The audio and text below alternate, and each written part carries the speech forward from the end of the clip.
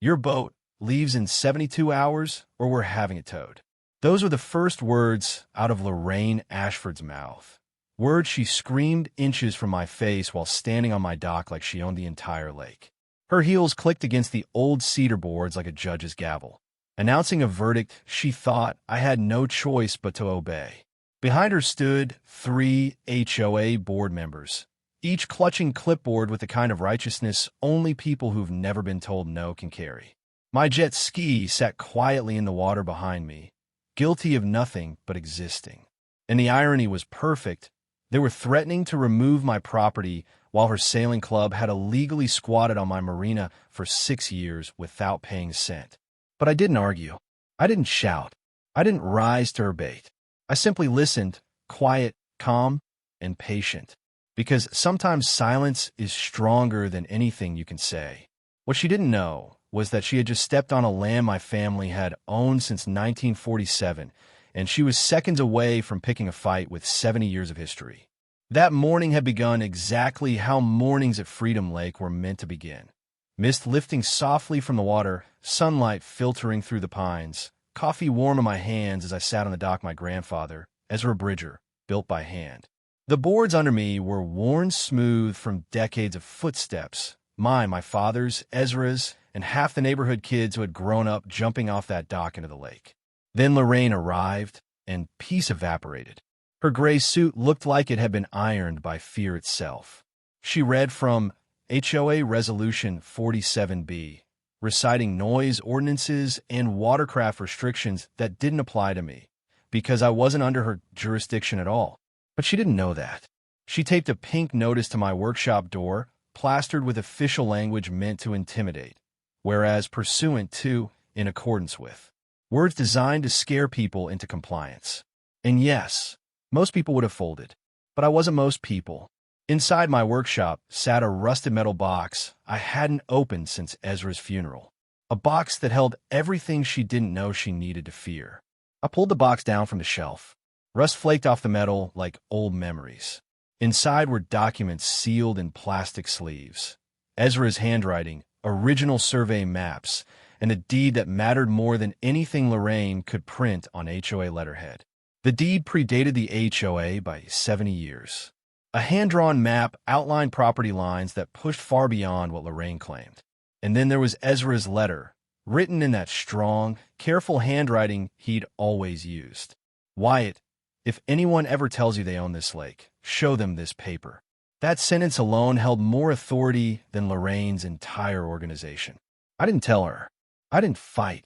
Not yet. The smartest move was patience. Let her escalate. Let her build her false authority higher and higher. Because the higher she climbed, the harder she would fall.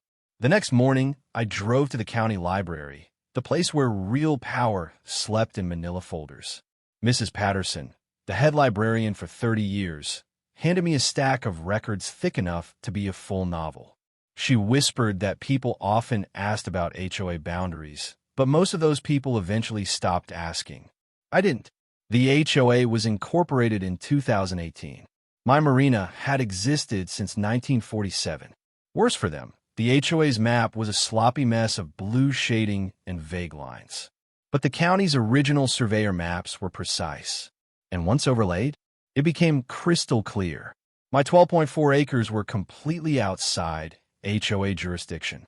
Lorraine had no authority. None. Every threat she'd sent me was built on air. And that was when the anger set in. Not the loud kind, but the cold, unshakable kind that makes you dangerous. I drove down the shoreline to Fletcher Harlow's cabin.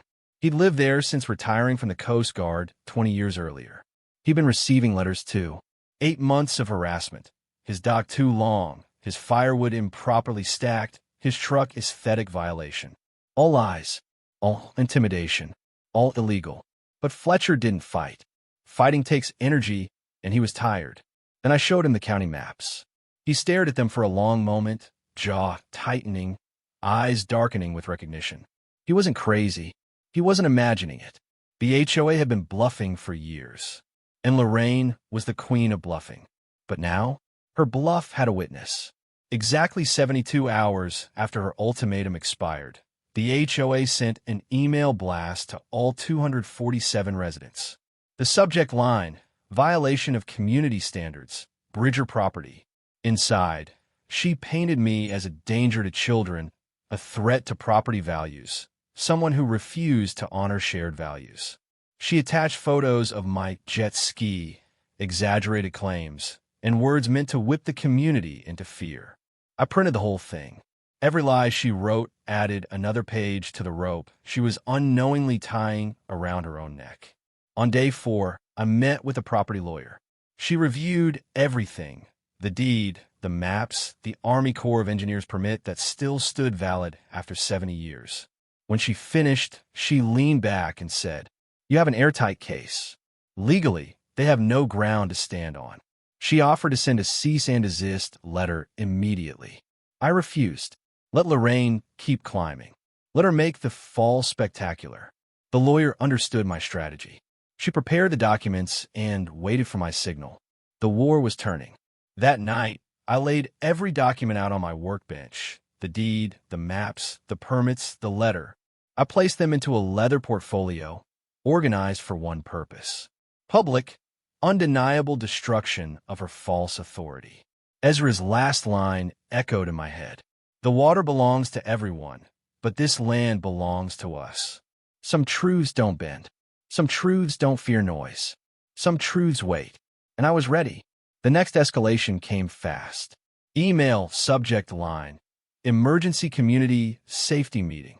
She wanted a public spectacle. Perfect. The room was packed, nearly 80 residents.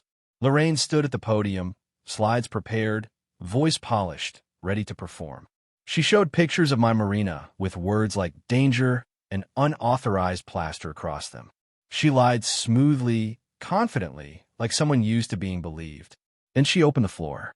I stood, calm as the lake at sunrise, portfolio in hand. I presented the 1947 deed, the county maps, and the federal permit. I offered copies to anyone who wanted them. The room turned. People murmured. Lorraine's smile began to crack. Her voice sharpened as she insisted old documents didn't matter. And that was when the back doors opened. 2 Coast Guard officers walked in. The entire room fell silent. The senior officer stepped forward and asked, "Is this the meeting regarding unregistered watercraft on Freedom Lake?" Lorraine thought they were on her side, and that was her final mistake. The tow trucks finally drove off, carrying Karen's mud-soaked SUV like a defeated monument of arrogance. The sheriff gave me a final nod before stepping into his cruiser, the lights dimming as he pulled away down the gravel road. And just like that, silence returned. The same silence my land had been begging for. The morning sun pushed through the trees again, warming the wet dirt and revealing all the chaos Karen had caused. Deep tire ruts scarred the ground. Droplets of mud still clung to the branches. A few crows sat on the fence, watching curiously as if they, too, had been witnesses to the lesson that unfolded here. I walked across the track, feeling the crunch of the gravel under my boots. This path had been abused for months, but today it won. I stood at the edge of the dried mud trench, the same one that swallowed her SUV like the land itself had finally defended its owner. The mud was settling now, the water sinking away, leaving behind a cracked, heavy surface. It looked like a grave for her pride. I took a deep breath of the cool morning air. For the first time in months, I wasn't frustrated. I wasn't angry. I wasn't waiting for the next violation. I was free. Word traveled fast around county. People who never cared before suddenly became very interested in the story of the woman who got her SUV swallowed by a farm. Every time I went into town, someone would ask me, "Hey, you're the guy who got Karen stuck in the mud, right?" Or, "Man, I wish I had the guts to do what you did." Even the grocery store cashier grinned and said, "She had it coming, didn't she?" I didn't say much. Didn't have to. Respect speaks louder than revenge. Karen, on the other hand, vanished like smoke. She didn't drive through my land again. Didn't call. Didn't complain. Didn't send the HOA after me. She stayed quiet. Embarrassment is the best silencer. About a week later, I was mending the fence when I heard soft footsteps behind me. I turned and, to my surprise, saw Karen standing there, minus the SUV, minus the attitude, minus the crown she used to wear at her mind. She looked small, human, defeated. Her voice wasn't sharp this time. It was soft, strained. Kara, look, I just wanted to say I'm sorry. My tools went still in my hands. She swallowed hard, avoiding eye contact. Karen, I shouldn't have driven through here. I shouldn't have yelled. I shouldn't have disrespected your property. It wasn't the apology I expected, but it was the one I needed. Me, you don't owe me words. Just don't cross the line again. She nodded slowly, like a student accepting discipline. Karen, I won't. Not ever again. Then she turned and walked away, not like a queen leaving her kingdom, but like someone stepping out of a mistake they finally understood. That day taught me something important, something they never put in rulebooks, bylaws, or HOA handbooks. Respect is not demanded. It's earned. And if someone refuses to give it, the land itself will teach them. My farm, my silence, even the mud, they all remembered everything Karen did. And they remembered how she learned her lesson. Not through anger, not through violence, but through consequences shaped by her own choices. I didn't have to fight her. I didn't have to chase her. I just had to stand my ground. And the ground quite literally did the rest. So if you ever deal with someone who doesn't respect your property, your boundaries, or your peace, remember, sometimes the best revenge is letting their own actions bury them.